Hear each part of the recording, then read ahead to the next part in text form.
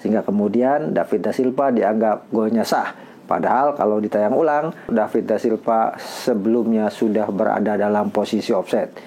Yang kedua, lebih menarik lagi, kalau tidak mampu memenangkan pertandingan melawan Persik Kediri, bukan mustahil Rahmat akan menjadi pelatih ketujuh yang lengser atau harus angkat koper dari Liga 1. Nah, ini yang menarik. Sementara Persib tentunya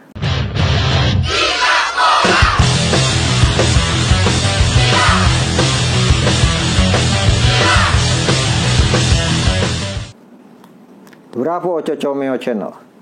Luis Mia dapat hadiah dalam debutnya bersama Persib Bandung, sementara Ran Nusantara harus merana karena harus mengalami kekalahan kelima.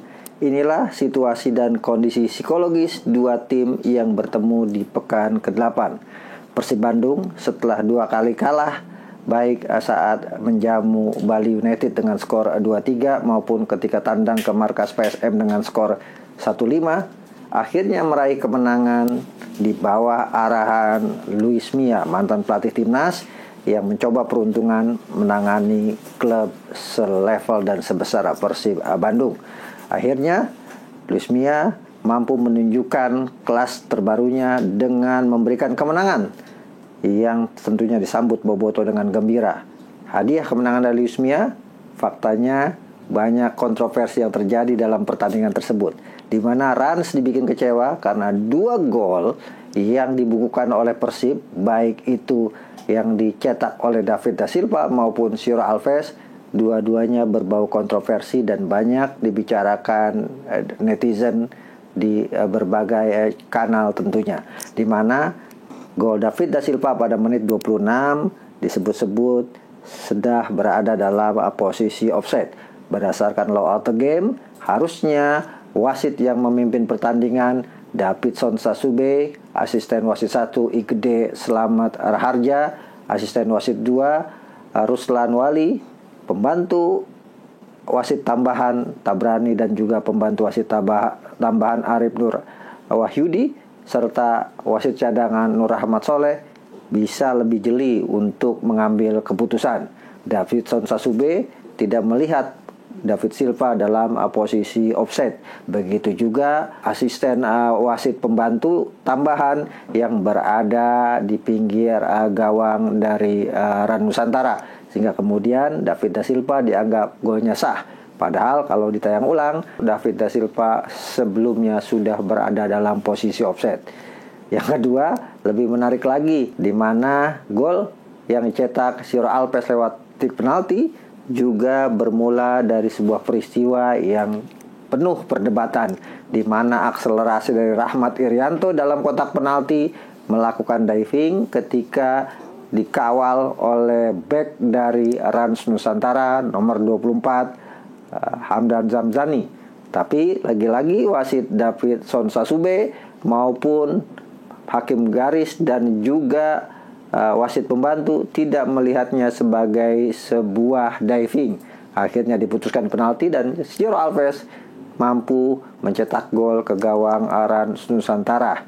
Kemenangan 2-1 atas Rans Nusantara ini akhirnya membuat Persib tentunya bergembira. Walaupun Persib harus kebobolan 1 gol lewat mantan pemainnya Wander Luiz pada menit 83, yang akhirnya membuat Persib harus menang dengan skor 2-1. Kemenangan ini membuat Persib Bandung berada di posisi 11 dengan 3 kemenangan, 1 kali imbang dan 4 kali tumbang dari 8 pertandingan. Sementara Ran Nusantara harus berada di posisi zona degradasi karena dari 8 pertandingan hanya mampu meraih 1 kali kemenangan lawan Barito Putra, kemudian 2 kali imbang ketika melawan PSIS dan PSS Sleman, serta 5 kali kalah. Situasi yang sangat memprihatinkan tentunya buat Ran Nusantara, di mana di awal-awal musim Liga 1 2022 dan 2023 Ran Nusantara disebut-sebut sebagai tim debutan yang potensi bikin kejutan. Tapi fakta di lapangan, Ran Nusantara tertatih-tatih untuk bisa menunjukkan kualitasnya, bisa bersaing di level tertinggi kasta kompetisi sepak bola Indonesia. Kalau bicara materi pemain misalnya, Ran Nusantara banyak diisi oleh pemain-pemain yang sejatinya sudah punya pengalaman.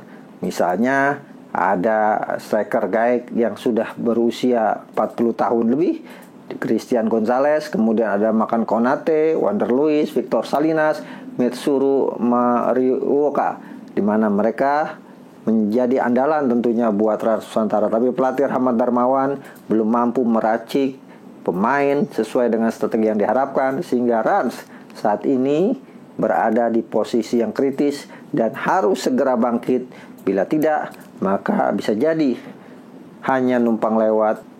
Rans harus bisa menunjukkan kualitas terbaiknya, apalagi di pertandingan berikutnya. Pada 11 September mendatang, Rans akan berhadapan dengan juru kunci Persik Kediri. Artinya ini akan menjadi pertaruhan buat pelatih Rahmat Darmawan.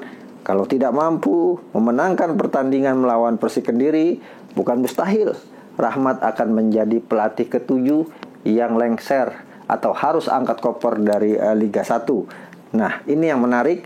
Sementara Persib tentunya tim yang sangat potensial untuk bisa merebut poin, meskipun harus bermain di kandang Arema pada 11 September mendatang, di mana Arema baru saja memecat pelatihnya Almeida dan menggantikannya dengan Javier Rocha. Apakah Persib mampu meraih kemenangan di markas Arema di bawah arahan Luis Mia, atau Javier Rocha mampu menunjukkan kemampuan terbaiknya untuk mengembalikan Arema ke posisi terbaik di Liga 1 musim ini?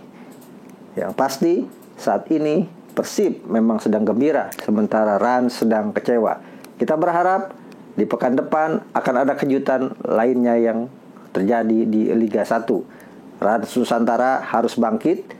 Kalau tidak, bukan mustahil mereka akan semakin berada di posisi yang sangat rawan turun kasta.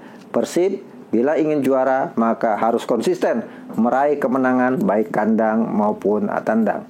Selamat buat Luis Mia dan Rans Nusantara. Hanya ada satu pilihan untuk bangkit, lupakan kekalahan dan kekurangan serta kelemahan di partai sebelumnya untuk bisa meraih kembali kemenangan setelah hanya sekali mampu meraih 3 poin melawan Barito Putra. Adios, Coco Mio Channel.